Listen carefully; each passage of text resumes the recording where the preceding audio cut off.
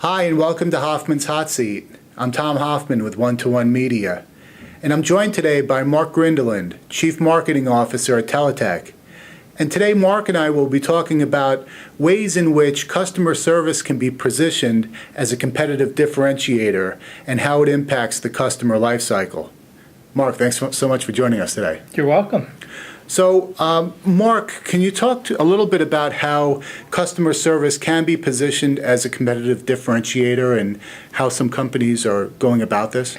Well, I think, first, how I would frame it is that if you think about instances where there's a customer service interaction, to me, that's always sort of a magic moment. You can either really create magic for the consumer, or you can underwhelm them, or just give them what everybody else gives them. So, your question was how can you use it as a differentiator? And I think first to understand that every time you have the opportunity to interact with your customer, you have the opportunity to learn something about them. And if the company really understands how to turn that dialogue into information, capture the data, synthesize it, turn it into information, that they can truly differentiate themselves from the competitors because their competitors don't have that data. Sure.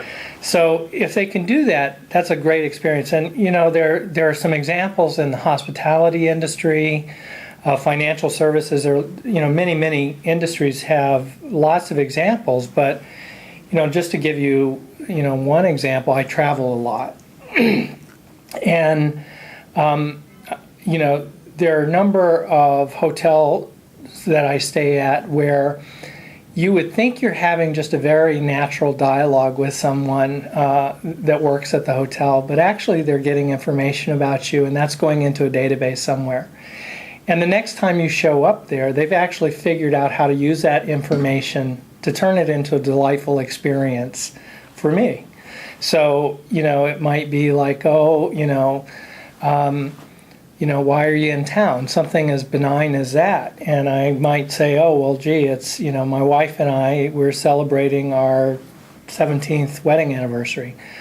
Well, taking that one moment and then going back and making sure that that data is put in, then maybe a month or two before my next anniversary, sending out a card that says, thank you for sharing that experience with us. We hope it was a delight for you, and we'd love to have you back again.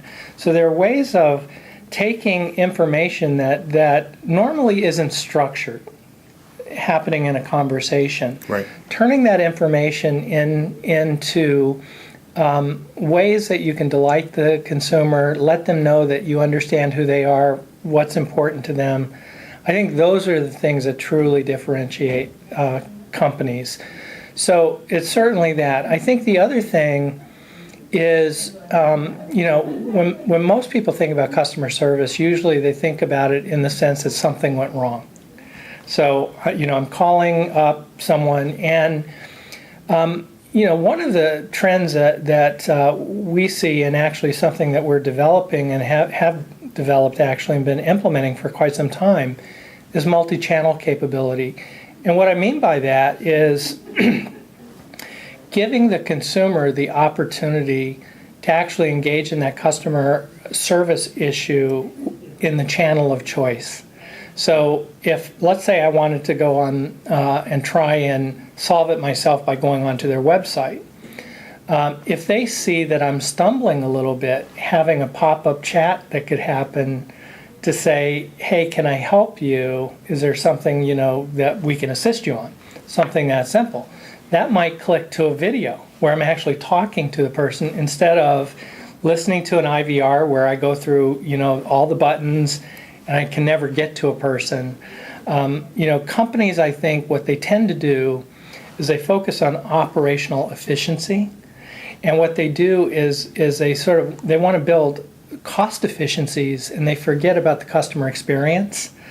And what they should really be doing is figuring out how can we create a great customer experience in every interaction with the consumer. how can we capture information from that experience and turn it into a useful dialogue so that we're engaging with the consumer? Sure. Not too many companies are doing that. Yeah, absolutely. And that's a great example that you bring up too. And I'm wondering, as part of that, can you point to any examples of where, especially speaking to this from a multi-channel standpoint, where, even if it's a rhetorical example, of where a company can gather information about a customer and their needs or preferences, and then direct more of a customized dialogue with them, either through developing more of a custom website experience for them, or in some other fashion through other touch points? Yeah, so some companies that have really taken sort of the web experience far is, there are a couple of very simple things that they'll do. One is, when I go into a site as a consumer, they can actually know the geography that I'm coming into that site, and they can tailor the content that reflects the geography that I'm coming in from. That's a very simple example. Sure. But another example, let's say that I'm going on to a clothing retailer site that serves both men and women. Well, if they see when I come on the site, even if I'm not registered, if I'm starting to focus on men's clothes, and let's say I buy something, now I have to register because I'm actually, enabling a transaction. So they need to know who's buying it, where are we shipping it, etc. Well, they could tie that information now to the IP address, and so the next time I come to the site, they actually have a piece of information of they know when I visited the site last, what I did on the site, where I went, and they can dynamically serve up content, so I don't have to start sort of, okay, where are the men's, where's men's apparel? Right. Now, men's apparel could be right up front. And if they saw that I bought, let's say, a certain, let's say they saw that I bought a suit, but it was a summer suit, and now I'm there in the fall. Well, they have a history, and they can create propensity models. So they have a history of Mark visited the site, he bought a summer suit last summer, he's on the site now, are you interested in suits? Here's our fall collection. So there are ways that you could actually serve up information so that you help the consumer get things that are relevant to them quickly, so that they don't have to go searching around for it. And the same is true, really, when you think about if you're calling, let's say, a customer care line. The more information they know about me, and the more data that they collect about me, the better experience they can design. So, if I call my bank, here's a great example. This weekend, I was purchasing some tickets to a conference, and I wanted to use my American Express, but the website kicked me out to PayPal. So I had to go through this 3 or 4 times. Now, what happened was, when it finally processed, I thought it processed on my American Express card, and it actually processed on a PayPal account that was hitting my checking account, okay. Which I didn't want to have happen. Yeah.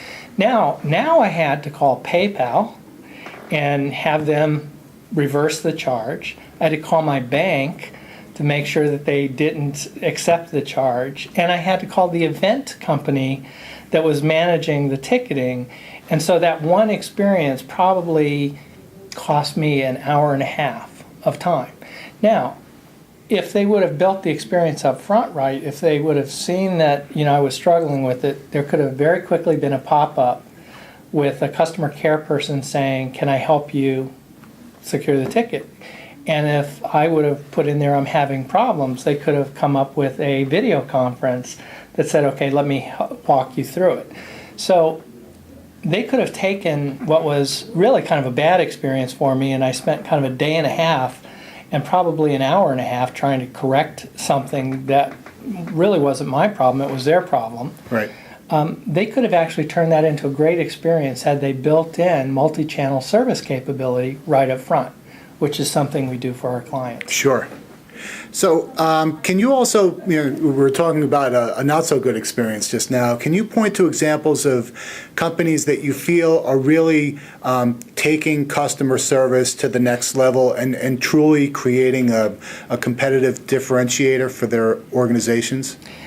I think there are a number of companies, some that jump to mind. USAA, I think, is doing a great job. I think there are a number of companies now that are really stepping back from looking at their organization and saying, okay, well, consumers don't really care how we organize internally. What we need to do is design our organization based on the way the customer experiences our company, and then make sure that it's designed in such a way as to create a great experience and to delight that customer. And so we're seeing a number of companies that are starting to come up with a chief customer officer. And part of their job is to make sure that the customer experience is a good one. And so I think there are a number of companies that are starting to put rigor into that. Clearly, financial services is one industry segment that, given sort of the last 5 years of what's happened, they know that customer retention and customer growth is a really important thing for them. So they're starting to ask different questions versus how efficient is something to, are we creating the right experience for consumers where we're going to drive loyalty and longevity and future business. Okay, and I would guess too that within some organizations that have created the role of a chief customer officer or a customer experience officer, that part of their role is to try to tie together and ensure that there are consistent experiences for customers across different touch points and interactions they have with different divisions within a company. Absolutely. Now, part of the challenge is no two customers are alike, right? Sure. And if you look at sort of historically how companies have tried to build this, is they would sort of create segments of customers, right? And then they would say, okay, for this segment, here's what we'll do for them. Well, in the age of social media, where consumers are now getting engaged in a dialogue with companies, and there are so many channels to choose from, whether it's mobile or it's Facebook or it's Twitter, or it's on chat, or it's a phone call. What companies really need to do is they have to have adaptive learning very quickly. And so what they have to really think about is, how do they build business processes that learn every single time I have an experience with a customer, so that I can take that next experience and make it even better, instead of one size fits all. Right. Terrific. Well, Mark, thanks so much for taking this time out with us today. You're very welcome.